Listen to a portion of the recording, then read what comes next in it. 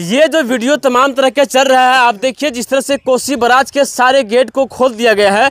इस वक्त हम मौजूद हैं बिल्कुल ही गंगा के किनारे पर। मेरे पीछे आप देख सकते हैं गंगा बहुत ही तीव्र और रौद्र गति में चल रही है। गंगा का ऐसा विकराल रूप शायद ही बहुत दिनों के बाद देखने को मिला है।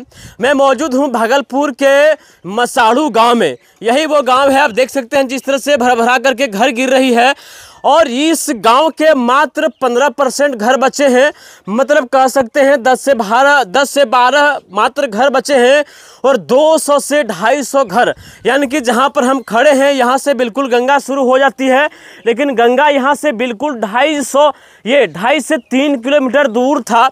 यहाँ के जो गांव के लोग हैं, बूढ़े बुजुर्ग हैं, वो बताते हैं कि गंगा में स्नान करने के लिए जाने के लिए उनको बहुत लंबी यात्रा तय करनी पड़ती थी। लेकिन अचानक गंगा ने ऐसा करवट फेरा कि पूरा गांव को अपने आगोश में समा लिया। और आज देख सकते हैं गंगा का जो धारा है वो धीरे धीरे तीव्र हो रही है।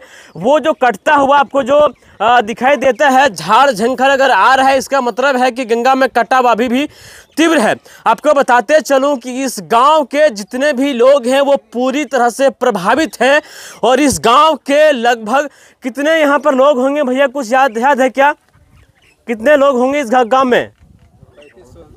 3500 से 4000 इस गांव में रहने वाले लोग हैं जो पूरी तरह से प्रभावित हैं। इन सभी घरों के जो बाढ़ पीड़ित परिवार है उनको देखने के लिए आज तक कोई नहीं आया है, सरकार की तरफ से कोई नहीं आया है। यहाँ के जो वर्तमान सांसद महोदय जी हैं अजय मंडल जी, सुनते हैं कि एक बार पहले आए थे, देख करके चले गए हैं।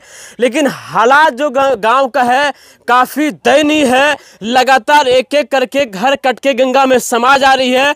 और इस तरह से घर कट जाता है कि घर का एक ईंटा भी नहीं मिलता है। यहाँ पर पानी जो है सो 2 से 3 बांस नीचे है, कह सकते हैं कम से कम 40 से 50 फीट यहाँ पर नीचे है। और 40 से 50 फीट की गहराई में ये जो घर आपको दिखाई दे रहा है, ये भर भरा करके जब गिर जाता है तो एक घर का एक ईंटा भी नजर नहीं आता है। घर का सारा बासन बर्तन कपड़ा लत्ता चावल गेहूं जितने भी खाने का सामान है, यहाँ तक भेष कीमती सामान है, सोना चांदी गहने हीरे मोती सब कुछ गंगा में समा जा रही है। सरकार गहरी नींद में सोई है। और इसी बीच सूचना मिला कल कि कोसी बराज का और भी गेट को खोल दिया गया है। वो पानी अगर फिर से आ जाता है तो ये गांव का हालत और भी खराब हो जाएगा। हम नहीं चाहते हैं कि गांव का हालत खराब हो। हम इस गांव के अब कामना करते हैं कि जितना बचा है कम से कम वो लोग बचे रहे। लेकिन सरकार से मेरी आग्रह है, नीतीश सरकार से मेरी आग्रह है, जिस गरीब जनता के वोट से अपनी सरकार बनाए हैं, आज वो जनता दाने दाने के लिए मोहताज है, बच्चे एक एक भोजन के लिए मोहताज है। जब कोई बांटने के लिए आता है तो गांव के लोग उस पर टूट पड़ते हैं। बांटते हैं क्या? सूखा मुढ़ी चावल और चूड़ा वगैरह ये सब बांटते हैं। ऐसे में क्या कुछ होने वाला है? सरकार से आग्रह है कि यहाँ पर कम्युनिटी किचन चलनी चाहिए, ताकि यहाँ के लोगों को चावल दाल सब्जी मिले।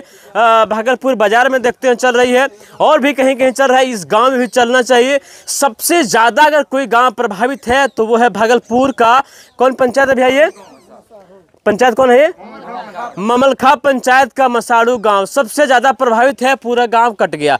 मेरे वीडियो के माध्यम से हम प्रयास करते हैं कि सरकार इस गांव में सबसे पहले कुछ करे, यहाँ के जनता को कम से कम आकर के भरोसा दिलाए कि जिसका घर कट गया है उनको ज़मीन दे करके उनको एक इंदिरा आवास मिले, सरकारी फंड से उनको घर मिले। बाकी हमारा प्रयास है, हम प्रयास करते रहेंगे। हमारा नाम है अनिल यादव, आप देख रहे हैं जनता प्लस। कैमरे के पीछे रविंद्र शर्मा जी, उनका भी धन्यवाद करते हैं।